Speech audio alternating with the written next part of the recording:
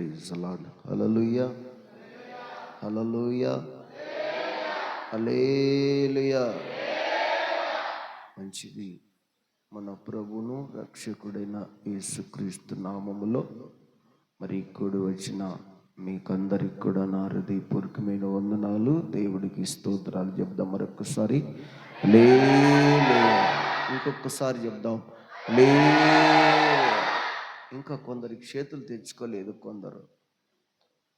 కొందరు చేతులు ఇంటి కాడ పెట్టి వచ్చినట్టుంది.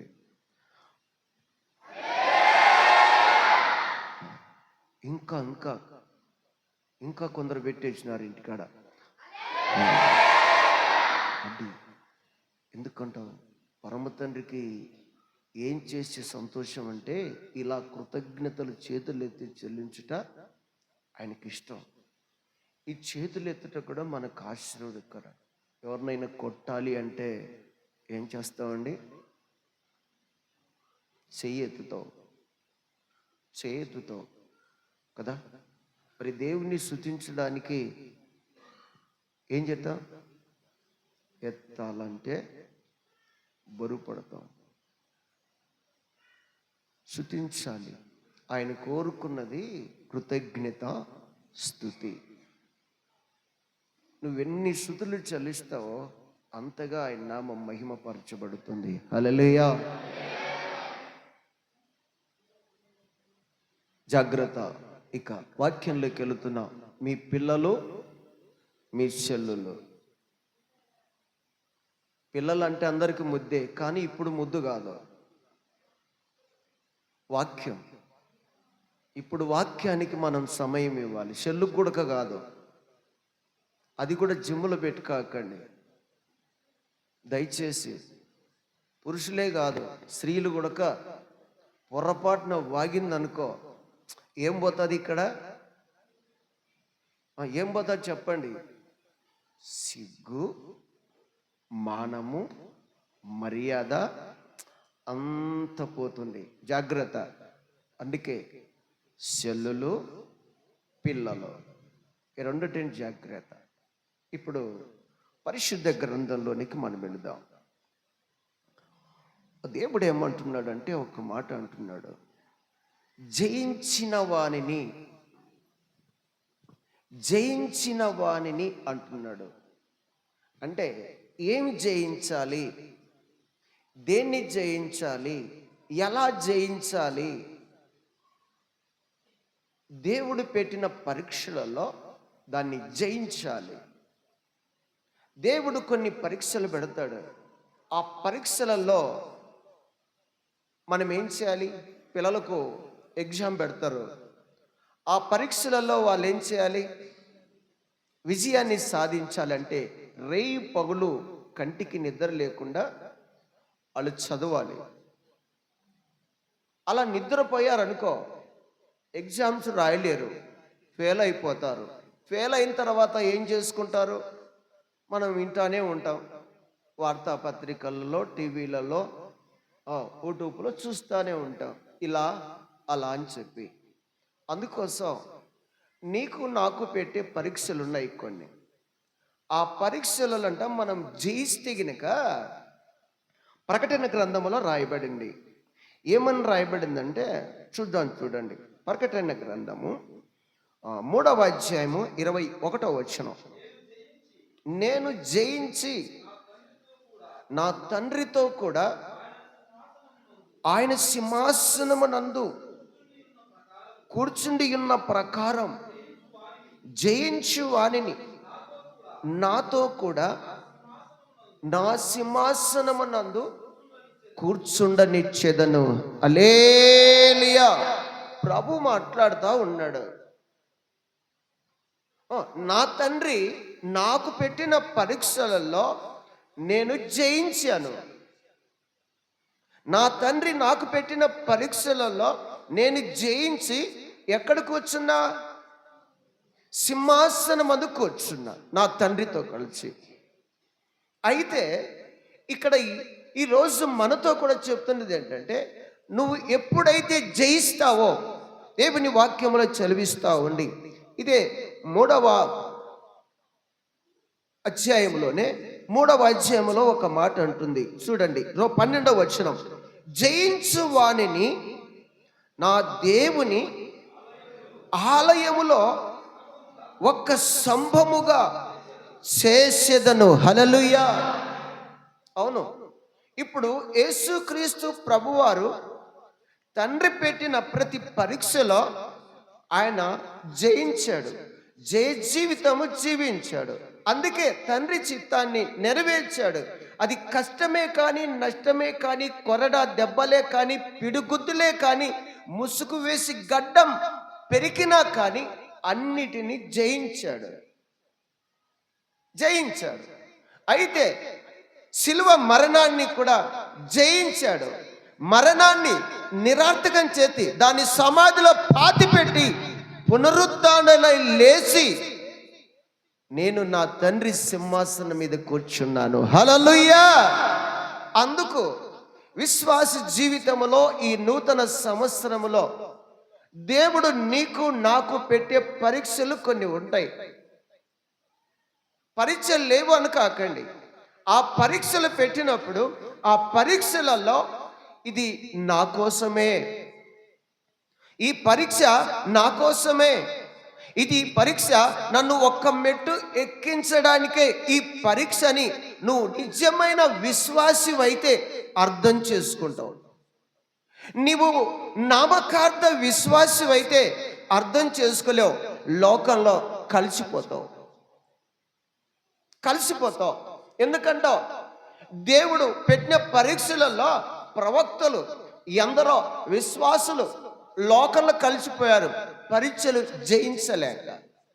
అయితే యేసు ప్రభువారు జయించారు. నేను కూర్చున్నా, ఇప్పుడు మీకు పెట్టిన పరీక్షలలో మీరు జయిస్తే ఎక్కడ కూర్చోబెడతాను అంటున్నాడు. ఇక్కడ చూడండి 12వ వచనంలో 3:12 జయించు వానిని. చూడండి, ప్రభు మాట్లాడుతున్నాడు. నేనైతే నా తండ్రి సింహాసనం ముందు కూర్చున్నా. నేను ఇప్పుడు మీకు పెట్టిన పరీక్షలలో మీరు గనుక దాన్ని జయిస్తే అంటున్నాడు ప్రభు. అంటున్నాడు ఇప్పుడు అక్కడ నేను కూర్చున్నా, ఇప్పుడు మిమ్మల్ని నా దేవుని ఆలయములో ఒక్క స్తంభముగా చేసేదను. హల్లెలూయా. ఒక్క స్తంభముగా. నిజంగా ఇది స్లాబ్ వేయాలంటే దీనికి స్తంభాలు కావాలా? స్తంభాలు కావాలి. స్తంభాలు వేస్తేనే, ఆ పిల్లర్ అనే స్తంభాలు వేస్తేనే ఈ స్లాబ్ నిలబడుతుంది. లేకపోతే బ్రిడ్జిలకైనా స్తంభాలు ఉండాలి, ఇంటికైనా స్తంభాలు ఉండాలి, మందిరానికైనా స్తంభాలు ఉండాలి. అయితే యేసయ్య పెట్టిన ప్రతి పరీక్షలలో నువ్వు వాటిని జయించావనుకో, ప్రభు అంటున్నాడు ఈ మందిరంలో, ఈ ఆలయములో నిన్ను నేను నిలబెట్టుకుంటా స్తంభముగా. హల్లెలూయా. సేవకుడు నన్ను వాడుకోలేదు, సేవకుడు నన్ను నిలబెట్టలేదు, సేవకురాలు నన్ను అసలు పట్టించుకోలేదు, నేను ఇంత పరిచర్య చేస్తున్నా, నేను ఇంత ప్రార్థన చేస్తున్నా అని చెప్పి సందేహపడాల్సినంత అవసరం లేదు. నేను కాదు, సేవకురాలు కాదు మిమ్మల్ని నిలబెట్టుకోవాల్సింది. ప్రభు అంటున్నాడు నీకు పెట్టిన పరీక్షలలో నువ్వు జయించాలి. అవును, ఏబుకు పరీక్ష పెట్టాడు, దేవుడే పెట్టాడు పరీక్ష. ఏమయ్యాడు ఏబు భక్తుడు? జయించాడు. పరీక్ష. ఏం పరీక్ష? అది మామూలు పరీక్ష కాదండి, మామూలు పరీక్ష కాదు. బహు దుఃఖకరమైన పరీక్ష, వేదనకరమైన పరీక్ష, కోలుకోలేని పరీక్ష, తాను కూడా పతనమైపోయే పరీక్ష. ఒక్క రోజులో ఎడ్లు, గొర్రెలు, మేకలు, 10 మంది పిల్లలు, ఆస్తి, పైరు, పంటలు ధ్వంసమైపోయాయి. హల్లెలూయా. ఒక్క రోజులో అన్ని కూలిపోతే అంటాడు ఆయన అన్నమాట. ఏమన్నాడు తెలుసా? దేవుడు ఇచ్చాడు. చెప్పండి, దేవుడు ఇచ్చాడు, తీసుకున్నాడు. దేవుడికి మహిమ కలుగునుగాక. హల్లెలూయా. ఆయన ఇచ్చాడు, నేనైతే ఏం సంపాదించుకోలేదు. ఆయన ఇచ్చాడు, ఆయన తీసుకున్నాడు అంటాడు. ఇదేం పరీక్ష అండి? ఇది చిన్న పరీక్ష అనుకుంటాంలే కదా మనం, చిన్న పరీక్ష అనుకుంటాం.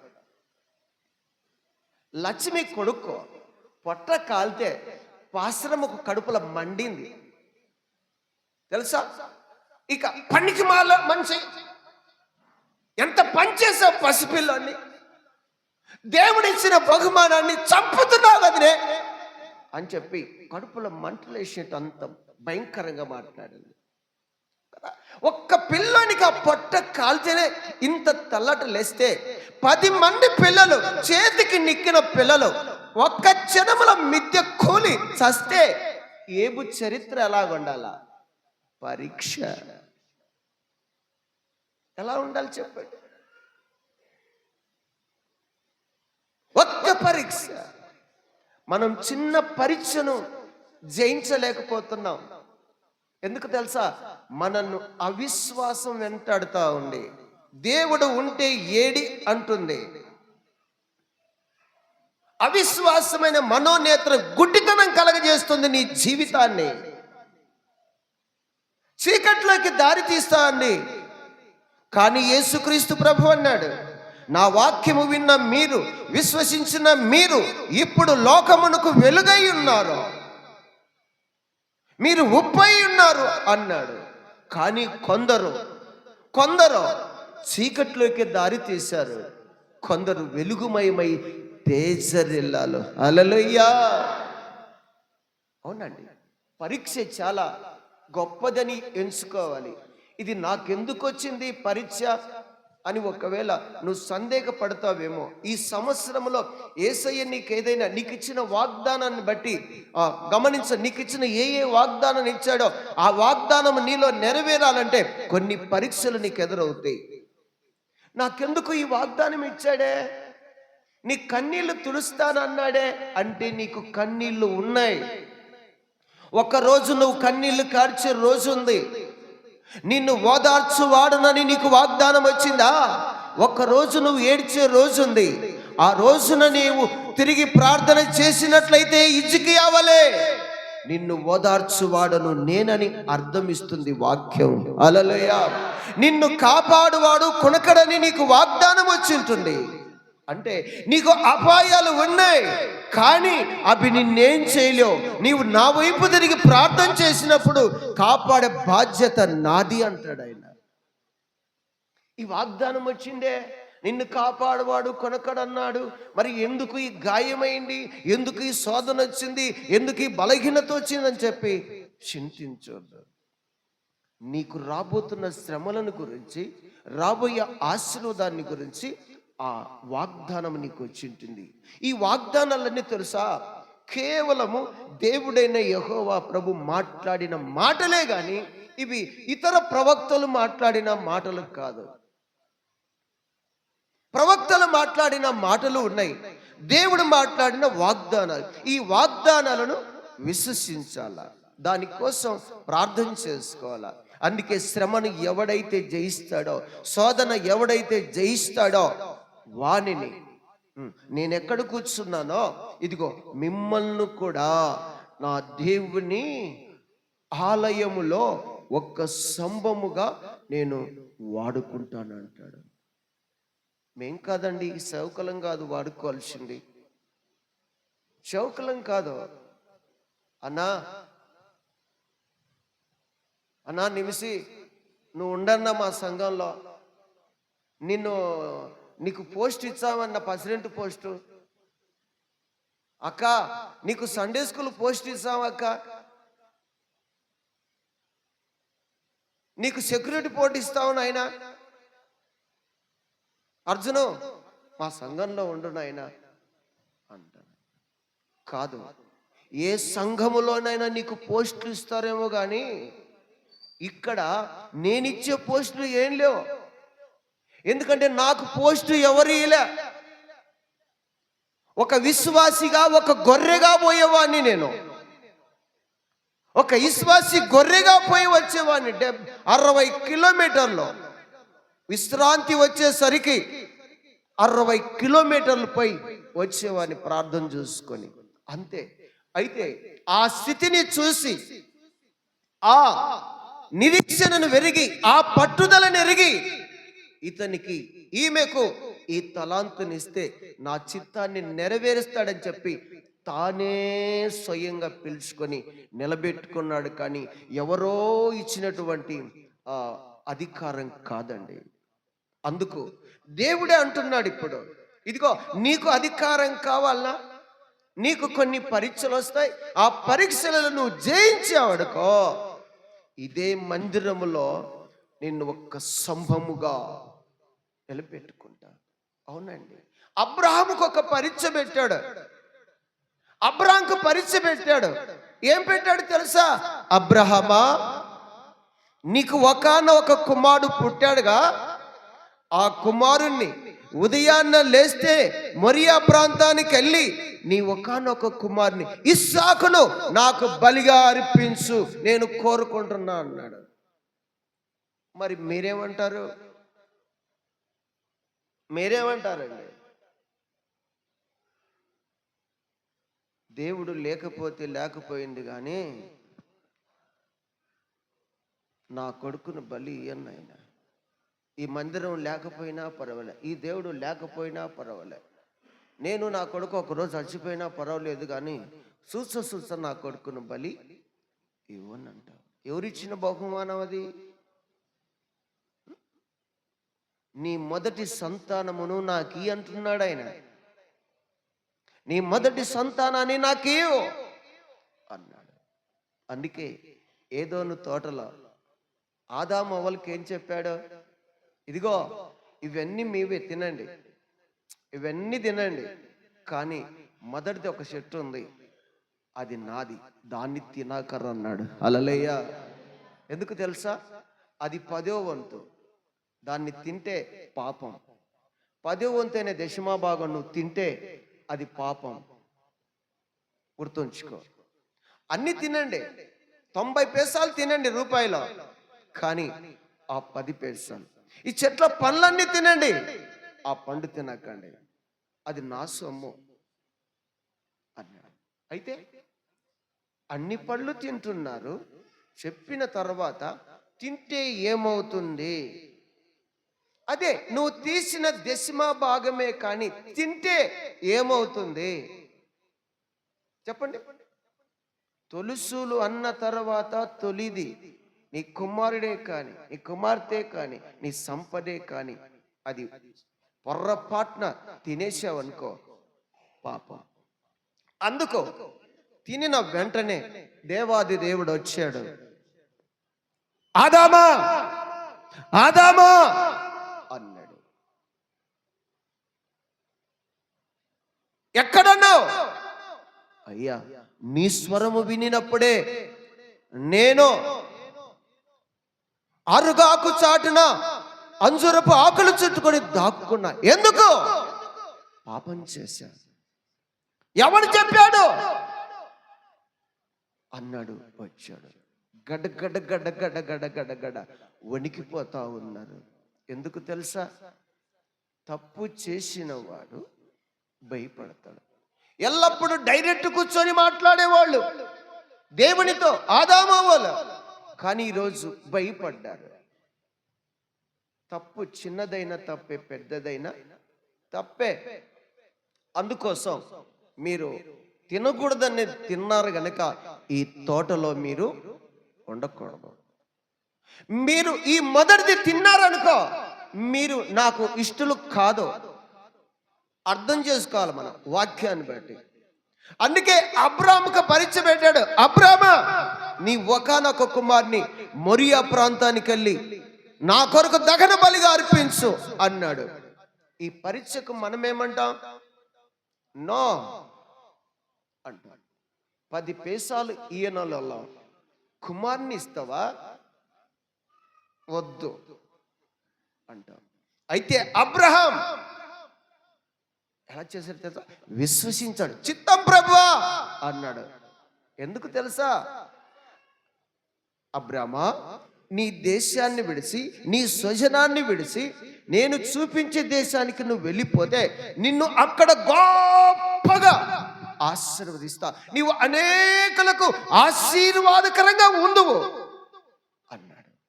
అందుకు నా ప్రభు ఇక్కడికి పంపించాడు, వాగ్దానం చేశాడు, నాకు బోలెడంత ఆజ్ఞనిచ్చాడు, సంతానమినిచ్చాడు.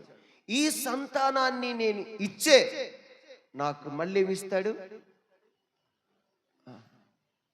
రెండంతలు నాకు ఇస్తాడు అని చెప్పి, చిత్తం ప్రభా, దానికి ఏమి అభ్యంతరం లేదు అన్నాడు. ఉదయాన్నే లేచాడు, పనివారిని తీసుకున్నాడు, గాడిదకి గంతలు కట్టాడు, కట్టెలు కట్టాడు, నిప్పు తీసుకున్నాడు, ఖడ్గం తీసుకున్నాడు, పోతా ఉన్నాడు. కాస్త దూరం పోయిన తర్వాత, చాందయ్య ఇక్కడ ఉండవు, ఓలేసో ఇక్కడ ఉండు, పెద్దోడు మీరు ఇక్కడ ఉండండి, నేను నా కుమారుడు బలి అర్పించి వస్తాం. హల్లెలూయా, హల్లెలూయా అలా అన్నాడు. కాస్త దూరం పోయిన తర్వాత కుమారుడు అడుగుతున్నాడు, డాడీ కట్టెలు ఉన్నాయి, నిప్పు ఉంది, ఖడ్గం ఉండే, బలి ఎక్కడ డాడీ అని కన్న కొడుకు అడుగుతా ఉన్నాడు. అప్పుడు చూడండి, కట్టెలు ఉన్నాయి, నిప్పు ఉంది, ఖడ్గం ఉంది, బలి ఎక్కడ డాడీ? నాన్న అది దేవుడే చూసుకోను పదా అంటాడు. యెహోవా ఈరే, ఆయనే చూసుకుంటాను నాయన, అక్కడ బా అన్నాడు. అక్కడికి పోయిన తర్వాత కుమారునితోనే కట్టెలు బేరిపించాడు, బలిపీఠాన్ని కట్టెలు బేరిపించి ఇక రానైనా దగ్గరికి అన్నాడు. ఏంటి ఏం డాడీ అన్నాడు. ఏం లేదు నాయన, ఆ దహన బలివి నీవే అన్నాడు అబ్రహాం ఇస్సాకుతో. కాదు డాడీ, నువ్వేమన్నా నాతో, నీ సంతతిని ఆకాశపు నక్షత్రముల వలె నేను విస్తరింపజేస్తానన్నాడని దేవుడు అన్నాడని నాతో చెప్పావు కదా, మరి ఇప్పుడు నన్ను బలిగా ఇస్తే డాడీ నీకు మరి సంతానం ఎలా విస్తరిస్తుంది అంటాడు కుమారుడు. అయితే అబ్రహాం అంటాడు తెలుసా, నాన్న మృతులలో నుంచి మళ్ళీ నేను నిన్ను సంపాదించుకుంటాను. హల్లెలూయా, మృతులలో నుంచి మళ్ళీ నిన్ను సంపాదించుకుంటా అన్నాడు. అలాగన్నా డాడీ, అలాగైతే ఏం భయం లేదా? సరే అయితే నన్ను బండిపెట్టు అన్నాడు. కొడుకుని తీసి కట్టెలని బలిపీఠం మీద పండుబెట్టి ఇక ఏం చేశాడండి, కత్తి పైకి ఎత్తాడు. ఎప్పుడైతే ఏయబోయినాడో ఏమన్నాడో, అబ్రహామా పరలోకము నుండి అబ్రహామా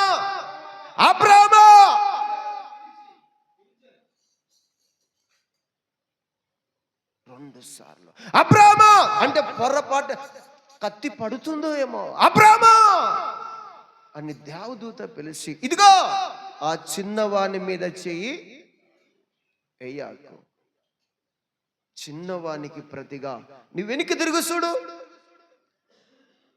కొమ్మలు తగులుకొని కొమ్ములు పొట్టేలి అక్కడ ఉంది, దాన్ని తీసుకొచ్చి ఇస్సాకునకు బలిగా అర్పించమన్నాడు. హల్లెలూయా. అందుకు నైవేద్యములు దహన బలులు నీవు కోరవుగా,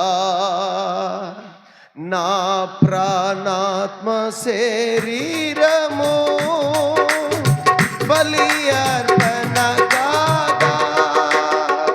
నైవేద్యములు దహన బలులు నీవు కోరవుగా, నా ప్రాణాత్మ శరీరము బలి అర్పణగా,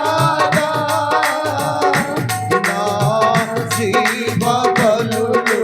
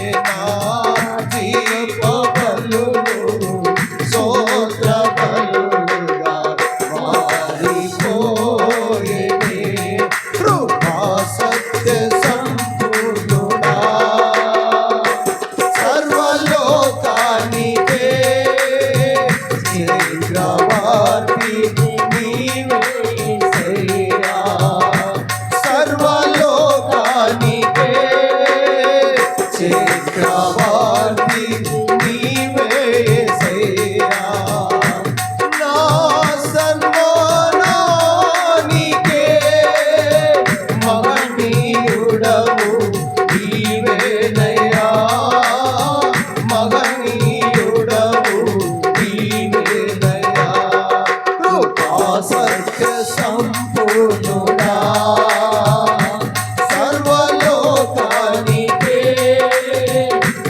చక్రవర్తివి నీవే యేసయ్యా. హల్లెలూయా. అందుకు అబ్రహాముకు పెట్టిన పరీక్షలో అబ్రాము జయించాడు. ఎక్కడ కూర్చున్నాడు? ఎక్కడ కూర్చున్నాడండి? లాజరు పోయి ఎక్కడ కూర్చున్నాడండి? లాజరు వెళ్ళిపోయాడు పైకి, తండ్రి దగ్గరికి. ఆ తండ్రి దగ్గరికి, అబ్రాముని తండ్రి దగ్గరికి లాజరుకు పెట్టిన పరీక్షలలో లాజరు జయించాడు. అబ్రాము జయించాడు, తండ్రి దగ్గరికి వెళ్ళిపోయాడు సింహాసనానికి. లాజరుకు పరీక్షలు పెడితే ఏం పరీక్షలో తెలుసా? కుర్రూపులు, కంపు కొట్టే కుర్రూపులు. అది నారదీస్తే ఆ కురూపులో నుంచి రోజు ఆమె జానుడు వస్తుంది నార. ఆ కురూపులలో తన దేహమంతా కూడా కురూపులతో నిండిపోయింది. ఆ తోమేటప్పుడు సుక్కలు కనిపిస్తాయి, చచ్చిపోయిందని మేలురా అనిపిస్తుంది. మీకు అవి చూశారో లేదో కానీ నేను ఎంచుమించు 8-10 కురూపులతో తల్లడిల్లిపోయినా. ఆ నార ఎంత వస్తుంది? తెగబారెడు వస్తుంది నార. ఈ ఆడుంటుందో రోజు పొర్రపాటున తోమేటప్పుడు తెగిపోయింది అనుకో, మళ్ళా ఒకసాట చెలేస్తే అబ్బా ఆ పోటు బల్లపు పోటైనా భరాయించవచ్చు, కానీ ఆ పోటు మళ్ళా చెలేసే కాడ అంత పోటు ఉంటుంది. అయితే ఇటువంటి పరీక్షలలో లాజరు అంత కంపును, అంతటి నొప్పిని, అంతటి కురూపులను భరించాడు. పక్కలో వాళ్ళు దరిద్రుడా, తిననీకి లేదు కదరా దేవుడా స్తోత్రం అంటావు, కట్టడానికి లేదు కదరా స్తోత్రం అంటావు, నిల్వ నీడ కూడా లేదు కదరా నువ్వు దేవుణ్ణి నమ్ముకున్నాక స్తోత్రం అంటావు. మీరేమన్నానండి? నా దేవుడు ఉన్నవాడు అనువాడు. మీరేమన్నానండి? వస్తాడు నా దేవుడు, నన్ను తీసుకెళ్తాడు. మీరు ఎంత అన్నానండి అని చెప్పి సంతోషించేవాడే కానీ నాకెందుకో దేవుణ్ణి నమ్ముకుంటే ఇన్ని కురూపులు ఉన్నాయి, ఇంత ఆకలి దప్పులు ఉన్నాయి, వస్త్రహీనత ఉంది, నేను అడుక్కుంటే స్థితికొచ్చిందని ఏ రోజు కూడా తన ముఖం చిన్నపుచ్చుకునేవాడు కాదు. హల్లెలూయా. అందుకే యేసయ్య పెట్టిన ప్రతి పరీక్షలలో లాజరు ఏం చేశాడు? అనుభవించాడు, జయించాడు. వద్దు బాబా నువ్వు లేకుంటే లేకపోయా, ఈ బాధలు ఎవడో అనుభవిస్తాడు అన్నాడా? లేదు. వాక్యం అనింది, యేసుక్రీస్తు ప్రభు అన్నాడు, నా నిమిత్తము హింసల్ భరించి చెడ్డ మాటలెల్లాను పడుచు, నా నిమిత్తము హింసల్ భరించి చెడ్డ మాటలెల్లాను పడుచు, పడిన నీకు పరలోకమందు అధిక ఫలము ఉందని చెప్పెను. పడిన నీకు పరలోకమందు అధిక ఫలము ఉందని చెప్పెను. యేసయ్యా ఓ యేసయ్యా, ఎప్పుడయ్యా నీ రాకడా, ఎప్పుడయ్యా నీ రాకడా, లోకములో నన్ను హింసించుచున్నారు, లోకము నన్ను దేశించుచున్నారు, లోకములో నుండి నన్ను తీసుకొని పోయేదెప్పుడో నా యేసుదేవు. ప్రభువా నాకైతే శ్రమ అవసరమే, నాకైతే అవసరమే, అయితే నీ లేఖనాన్ని బట్టి నాకు నిందలు కూడా అవసరమే, కానీ ఇంకా నీకు ఇష్టమైతే నన్ను తీసుకో ప్రభువా. ఎందుకంటే నా ద్వారా నీకు గాయం కదా, దేవుడు ఉంటేడి దేవుడు ఉంటే అంటారు. నాకైతే అభ్యంతరం లేదు, నీకు ఇష్టమైతే నన్ను తీసుకో లోకములో నుంచి అంటే అప్పుడు లాజరు ఇక సావు బతుకుల్లో ఉంటే చచ్చిపోయాడు. చచ్చి ఎక్కడ పోయినాడు? పాతి పెట్టినాడని బైబిల్లో లేదు, కొనిపోబడినని రాయబడింది. హల్లెలూయా. క్రూపులతో చచ్చిపోయిన లాజరు కొనిపోబడినని రాయబడింది. ఎక్కడ కూర్చున్నాడంట? అబ్రహాము రొమ్మున వై కూర్చున్నాడు. పరీక్ష. పరీక్ష మనకు ఒక మెట్టు ఎక్కిస్తుంది, గుర్తుంచుకోనండి. నాకే రావాలన్నా ఈ సమస్య, నా కుటుంబానికే రావాలన్నా, నా పిల్లలకే రావాలన్నా, నాకే ఇంత అన్యాయం జరగాలన్నా, నేనేం దేవునికి తక్కువ చేస్తుండా?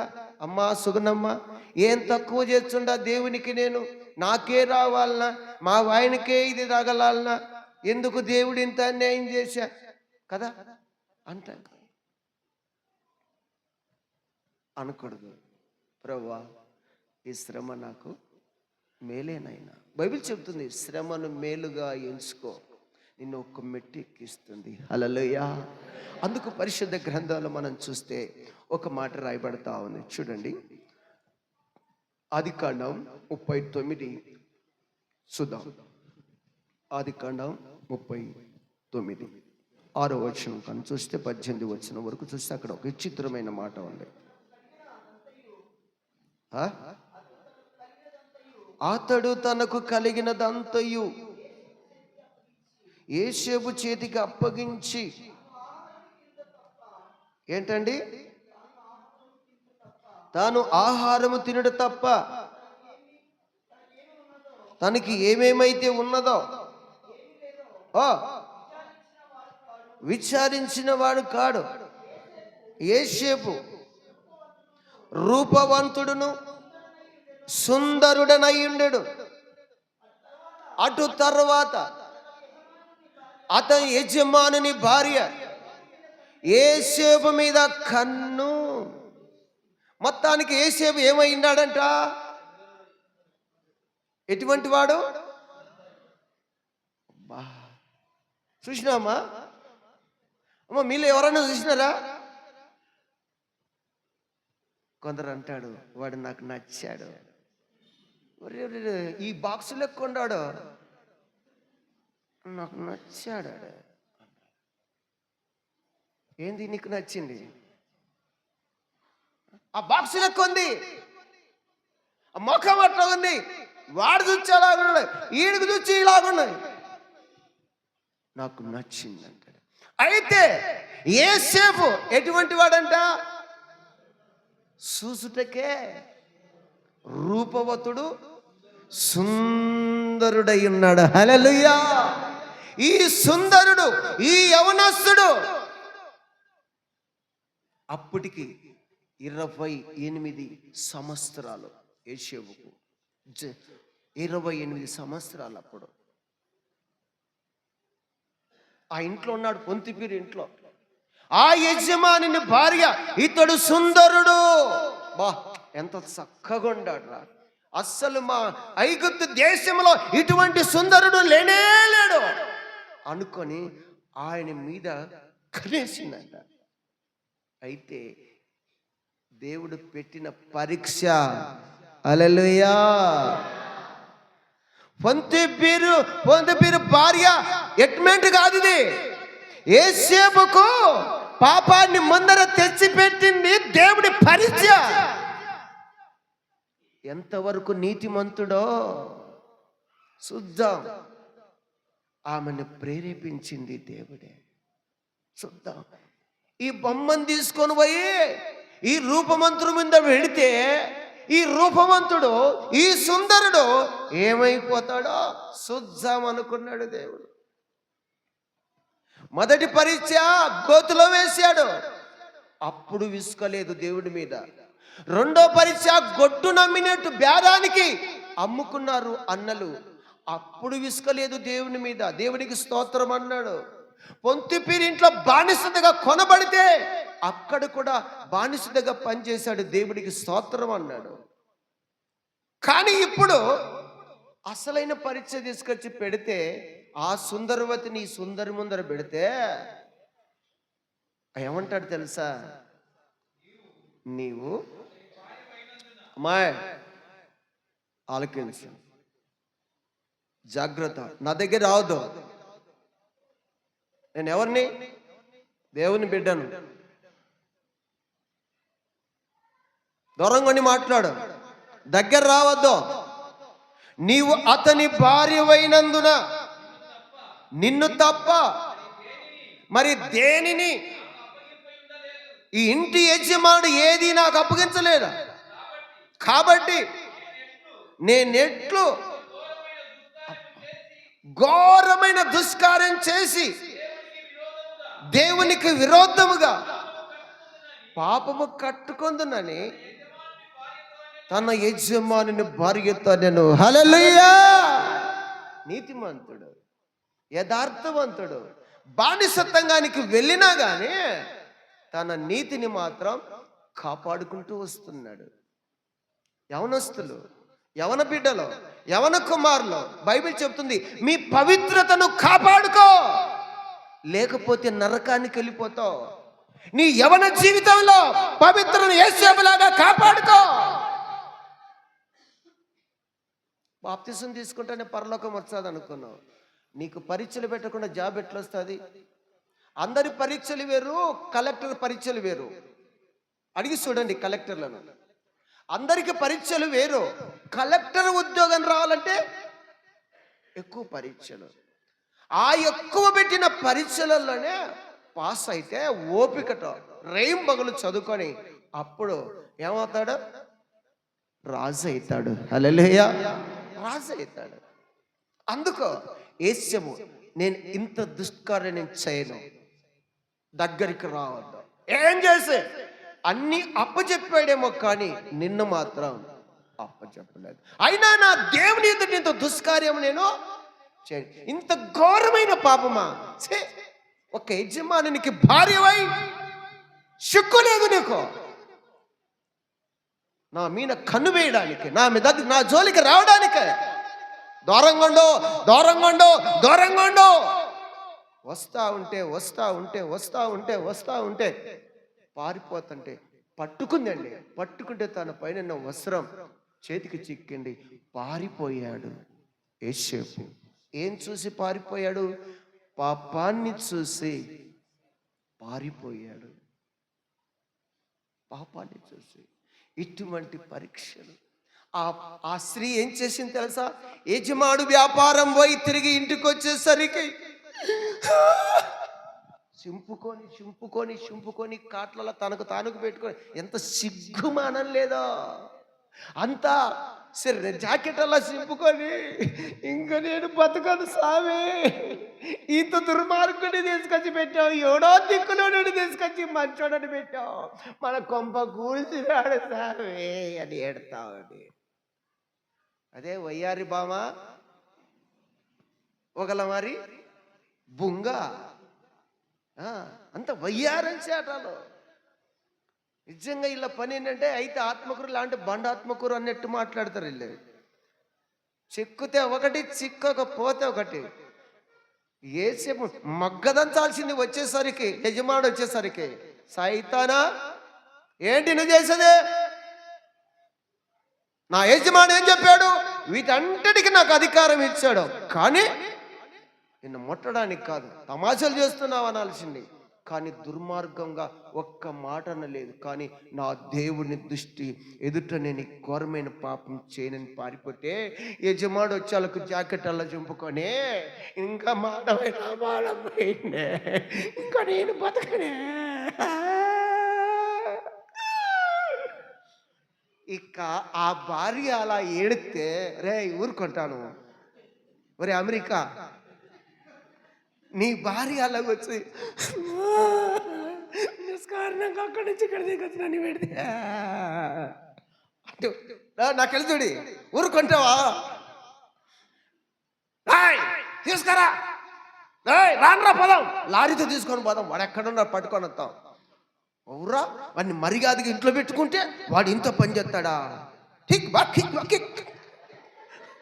అని అంటే యజమానుడు వచ్చారు, వాడు ఎక్కడ ఉన్నాడో పట్టుకురావని శర్మం తీస్తామని చెప్పేశాడు. ఇక కాబట్టి అతని యజమానుడు ఇట్లు ఈ దాసుడు నన్ను చేసినని విన్నప్పుడు, అబ్బా కోపం కాదా? డేవిడు, నీ భార్య నీతో వచ్చి ఈ విధంగా జరిగిపోయింది స్వామి ఇంకా అని అంటే నీకు బాధ కాదా? నోటికే చెప్పు. మండిపడి డేవిడు మండిపడ్డాడు. ఐగుప్తుడు కదా, మండిపడ్డాడు. చదువునైనా అతన్ని పట్టుకొని రాజు ఖైదీలు బంధింపబడి చెరసాలలో వేయించెను. బంధించి హింసించి కొరడాలతో కొట్టి,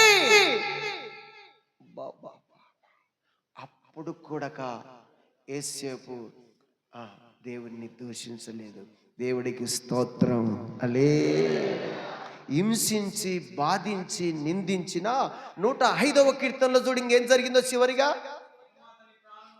ఇనుము అతని ప్రాణమును ఏం చేసిందట? చదువు. యేసేపు దాసుడిగా అమ్మబడినప్పుడు వారు సంకెళ్ళ చేత అతని కాళ్ళను నొప్పించిరి. ఇనుము అతని ప్రాణమును బిగించి, ఇనుప సంఖ్యలతో ఇనుప బోండాలతో నట్లు బిగించి పెడితే కాళ్ళకు బిగించే ప్రాణం నలిగిపోతా ఉంది. ఆ సమయంలో కూడానంట దేవుణ్ణి స్తుతిస్తానే ఉన్నాడు. కానీ దేవుడుంటే నాకు ఇన్ని పరీక్షలు ఎందుకురా బాబు అనలేదు. హల్లెలూయా. ఆ కింద చదువు నాయన.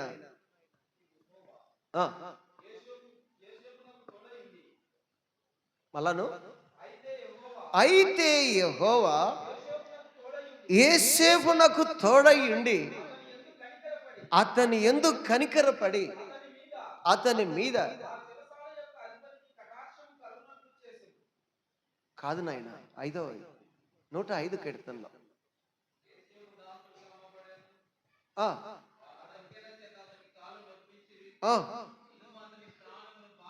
బాధించెను.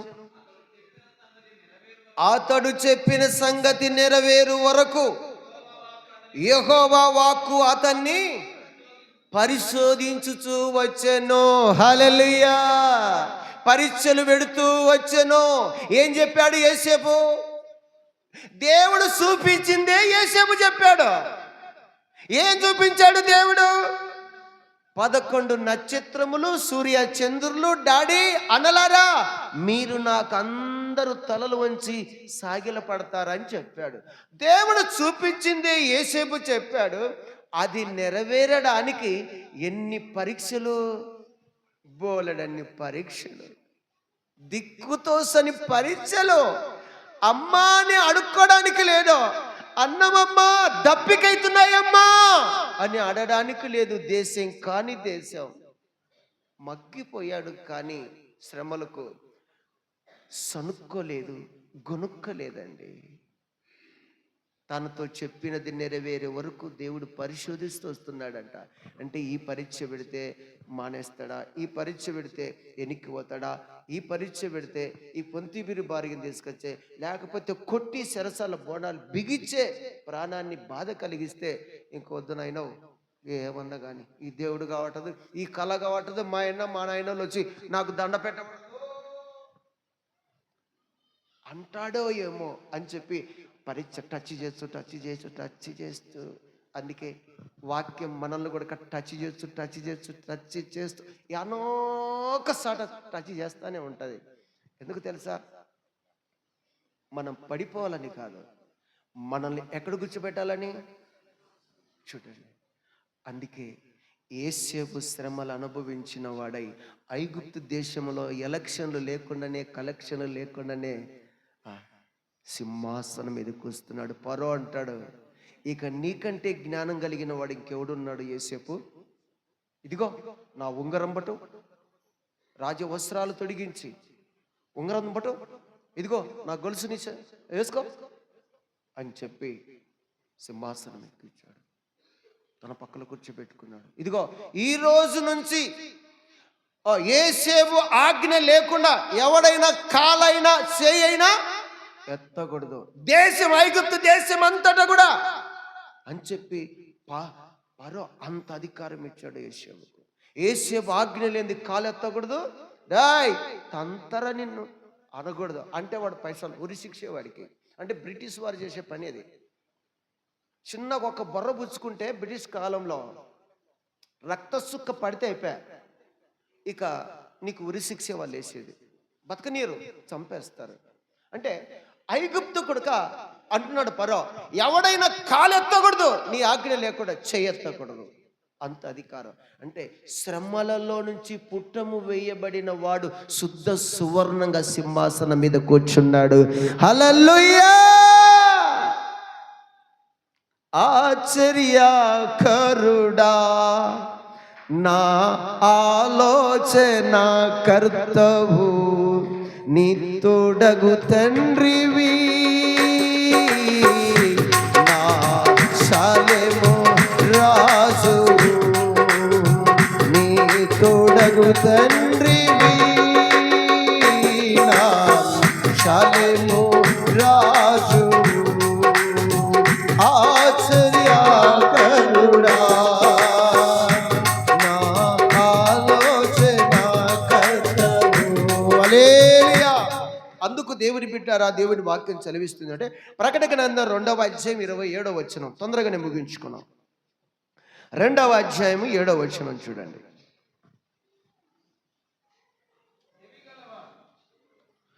ప్రకటన గ్రంథము 2వ అధ్యాయం 27వ వచనం. 2:27. నేను నా తండ్రి వలన అధికారము పొందినట్లు జయించుచు అంతము వరకు నా క్రియలు జాగ్రత్తగా చేయు వానికి జనుల మీద అధికారము ఇచ్చేదను. అతడు ఇనప దండముతో వారిని ఏలును. హల్లెలూయా! దేవుడు పెట్టిన పరీక్షలన్నిటిలో జయించి, అలా జయిస్తే జయించిన వాడిని జనుల మీద అధికారినిగా కూర్చోబెడతాను అన్నాడు. ఇప్పుడు యేసేపుని ఎక్కడ కూర్చోబెట్టాడు? జనులందరూ, ఐగుప్తు దేశ జనులందరి పైన అధికారిగా కూర్చోబెట్టాడు. ఎక్కలేనంత గోతిలో వేయబడిన వాడు, గొడ్డు లెక్క అమ్మబడిన వాడు, చెరసాల్లో బంధించబడిన వాడు, దిక్కులేని అనామకుడు జనుల పైన అధికారిగా కూర్చున్నాడు. అందుకే మనకు అధికారం ఎవ్వరు ఇవ్వాల్సిన అవసరం లేదు.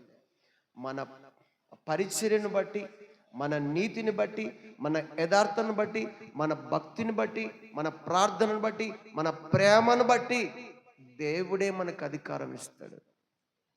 మనుషులు ఇచ్చిన అధికారం ఎన్నాళ్ళు ఉంటుంది? 60 అంతే కదా, 60 వరకే. 60 ఏళ్ళు అయిపోతే రిటైర్మెంట్. కానీ దీనికి రిటైర్మెంట్ లేదు. హల్లెలూయా! ఏ ఉద్యోగానికైనా, ఏ జాబుకైనా రిటైర్మెంట్ ఉంది. కలెక్టర్కైనా, రైలు నడిపేవాడికైనా, విమానం నడిపేవాడికైనా, యేసుక్రీస్తు సేవలంట రిటైర్మెంట్ లేదు. ఆయన అన్నాడు, ఇక మీదట నేను జీవిస్తున్నాను గనక మీరును జీవించెదరు. హల్లెలూయా! నేను మీకోసం శ్రమపడి నా తండ్రి చిత్తాన్ని నెరవేర్చడానికి నా ప్రాణాన్ని ధారపోసా. నా అంతటా నేనే ప్రాణం పెట్టా, నా అంతటా నేనే తీసుకున్నా. ఈ నా శరీరము తిని ఈ నా రక్తం త్రాగువాడు నిత్య జీవము గలవాడు. అందుకే నేనుండు స్థలమునకు మీరును వచ్చేదను. మరణమిక లేదు. మరణించినా జీవించినా నీ పాదముల కడగుండాలని.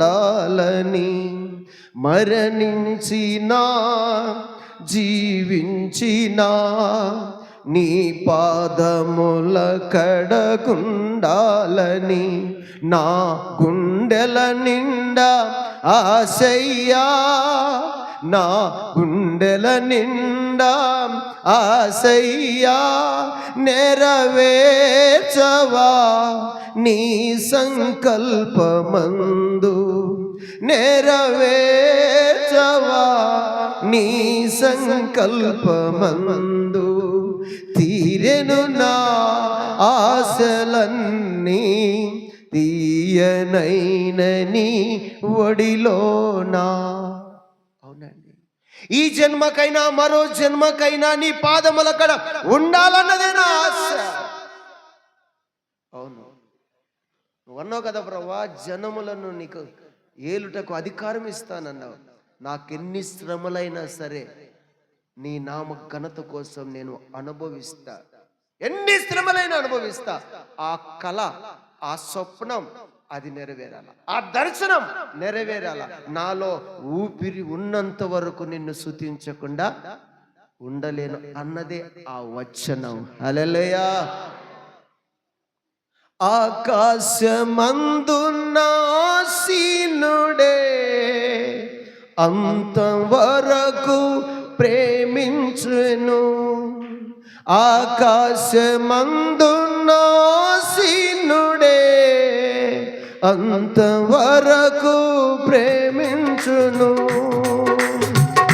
నాలో ఊపిరి ఉన్నంత వరకు, నాలో ఊపిరి ఉన్నంత వరకు నా యేసయ్యకే స్తుతి చెల్లించేదను.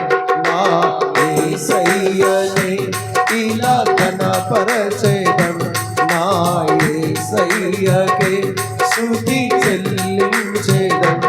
నా యేసయ్యనే ఇలా ఘనపరచేదను. నేనెల్లప్పుడు నీ కృపను గూర్చి ధ్యానించుచు కృతజ్ఞతా స్తుతి చెల్లించెదను. నేనెల్లప్పుడు. హల్లెలూయా. దయచేసి ముగిస్తున్నా. మీ ఎదుట ఏది పెట్టినా లేక మీకు ఏ పరీక్ష పెట్టినా ఈ వాక్యాలను ఆధారం చేసుకున్నాను.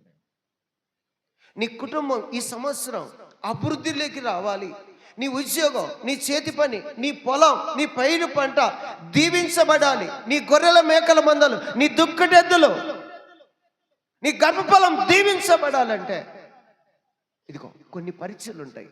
ఆ పరీక్షల్లో ఓర్చుకో, ఎన్ని శ్రమలైనా ఓర్చుకో, కానీ ఆ పరీక్షకు లోను అయిపోగాకు, ఆ పరీక్షకు లొంగిపోగాకు. చచ్చిపోతావు. ఎక్కడికి పోతావు? నరకానికి వెళ్ళిపోతావు. వెళ్ళడం ఆయనకి ఇష్టం కాదు. ఈ రోజు వరకు మనము తప్పిపోయినా బ్రతికించాడంటే కారణం ఏంటో తెలుసా? రోమా పత్రిక 8వ అధ్యాయంలో పరిశుద్ధాత్ముడు మన కోసం విజ్ఞాపన చేస్తున్నాడు. తండ్రి, బాప్తిసం పొందారు నానా, శిక్ష విధించకు నాన్న, మారుతారులే నాన్న. అలాగే 24వ వచనంలో యేసుక్రీస్తు ప్రభువుగా మన కోసం విజ్ఞాపన చేస్తున్నాడు. తండ్రి, నువ్వు నాకు ఇచ్చిన బిడ్డలు నాన్న, నువ్వు చెప్పినట్టు నీ చిత్తాన్ని నెరవేర్చి నా రక్తాన్ని ద్వారపోశాడు నాయన, వీళ్ళు ముద్రించబడిన జనులు నాయన అని చెప్పి యేసయ్య విజ్ఞాపన చేస్తున్నాడు సింహాసనం అందొచ్చేది. అందుకోసం బ్రతికున్నావు. నువ్వు ఇన్ని తప్పులు చేసినా ఈ వాక్యం వినటానికి ఈ రోజులో, ఈ మొదటి నెల, ఈ మొదటి వారం ఈ వాక్యాన్ని విని జీవితాన్ని సరి చేసుకుంటావనే ఈరోజు పరిశుద్ధాత్మ దేవుడు మనల్ని హెచ్చరిక చేస్తా ఉన్నాడు. అందుకు ఇక అభివృద్ధి కావాలి. ఖచ్చితంగా ప్రతి చెట్టుకు, ప్రతి మొక్కకు శ్రమ అనేది ఉంటుంది. శ్రమ గుండనే అది ఎదుగుతుంది, కానీ శ్రమ లేకుండా ఎదగదు. ఆకంతా రాలిపోతేనే అది ఎదగడానికి అవకాశం అండి. ఆ యాకు అట్ని ఉందనుకో, ఆ చెట్టు ఎదగదు. ఆ యాకు ఎప్పుడైతే రాలిపోతుందో అప్పుడు చెట్టుకు బలం వస్తుంది మళ్ళీ పెరగడానికి. ఇప్పుడు కొలుసుకోపో పెద్దోడు, గిన్నెను తోలుకొని పోయి, లేకపోతే అదిగో వారన కూర్చున్నాడు చూడి, రాజేశ్వరిని తోలుకొని పోయి, లేకపోతే అదిగో రాముడన్న ఉన్నాడు కదా, కొలుస్తాడు, టేపు తెచ్చుకుంటాడు ఏమన్నా, కొలుచుకోపో. ఇప్పుడు ఎంత కొమ్మండో కొలుచుకో.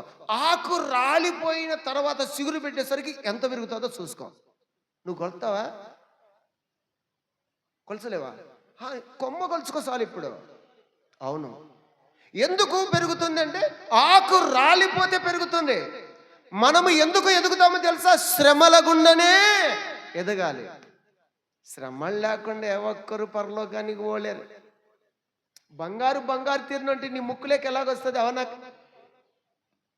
నీ ముక్కులోకి, నీ చెవుల్లోకి ఎలాగొస్తుందండి బంగారం? ముద్ద అంటే అది పుట్టము వేయబడాలా, అంటే కాల్చబడాలా. శ్రమల చేత మనం కాల్చబడాలా, శుద్ధ సువర్ణంగా మార్చబడితేనే ఆ శ్రేష్టమైన అతి పరిశుద్ధ స్థలములో అడుగు పెట్టగలము. హల్లెలూయా. ఏదో ముసలమ్మ ముచ్చట్లు పెళ్ళకాయలు ఆడుకునే పిలుపుటాట ఆడుకుంటే ఆ రాజ్యం నీకు, నాకు, మనకెవ్వరికి దక్కదు. వాక్యానికి విరోధంగా ఒక్కటి చేసిన అది పాపమే. ఆజ్ఞ అతిక్రమే పాపం. లేఖనం ఏం చెబుతుందో దాన్ని ఫాలో కావాలి. శ్రమలకు భయపడకూడదు. వస్తాయి. ఎవరికి వస్తాయి? దేవుని దృష్టి మన మీద ఉంది, దేవుని కృప మనకుంది గనుక ఆ కృపను బట్టే మనకు శ్రమలు. ఆ కృపను బట్టే హిజ్కియా ఏం చేశాడు? ప్రభువా, నీ కృపను బట్టి నన్ను జ్ఞాపకం చేసుకో అన్నాడు. తండ్రిగా ఆ కృపను బట్టి జ్ఞాపకం చేసుకొని నీకు మళ్ళీ 15 సంవత్సరాలు ఆయుసు పొదిగిస్తున్నాను. ఏమైనా ఆరోగ్య ప్రదాతయే, సంపూర్ణ సత అనుగ్రహించువాడే,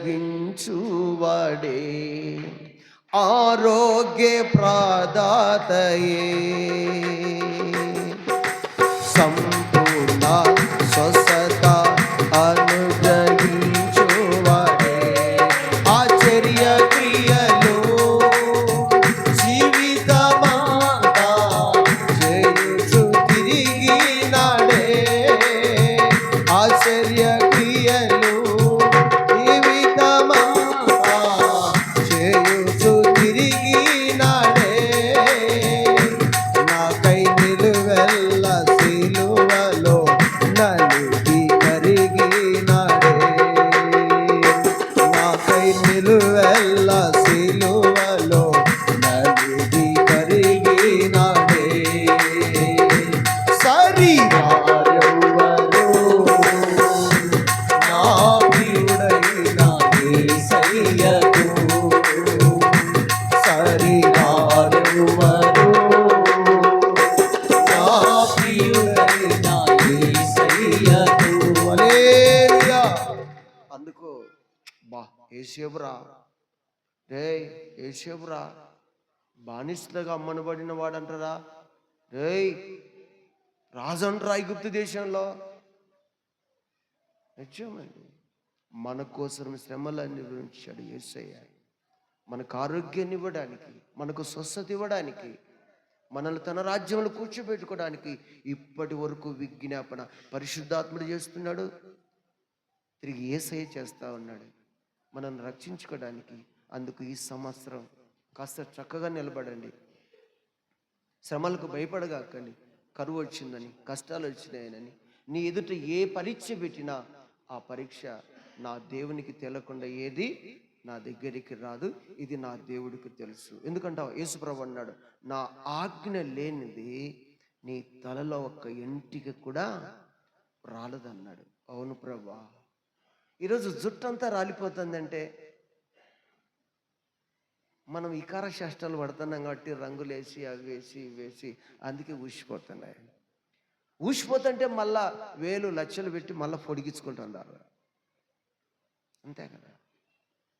ఆయన ఆజ్ఞ లేనిది మన తల్ల ఎంటికలు రాలిపోవండి. అవును, దేవుని చిత్తం మనం నెరవేర్చాలి. ప్రభు నెరవేర్చాడు, అపోస్తులు నెరవేర్చారు. కొదవైన వాటిలో మనం కూడా నెరవేర్చి ఆ రాజ్యంలో అడుగు పెడదాం. ఎటువంటి పరీక్షకైనా లొగ్గాకు. యేసేపు లొగ్గలేదు, లాజరు కుంగిపోలేదు, ఏబు కుంగిపోలేదు, అబ్రహాం చింతించలేదు. చింత లేకుండా కుమారుని అర్పించడానికి ఓకే అన్నాడు. ఈరోజు అదే చేయి. మొదటి విషయంలో జాగు చేయగాకు, శ్రమల విషయంలో తడువు చేయగాకు, ప్రేమించడం విషయంలో, ఆజ్ఞ విషయంలో తప్పుడు అడిగేగాకు. నువ్వు చక్కగా నిలబడితే నరపుత్రుడా నేను నీతో మాట్లాడతాను. దేవుడు కొద్ది మాటలు దీవించునుగాక. హల్లెలూయా. దయచేసి లేచి నిలబడండి. దయచేసి లేచి నిలబడితే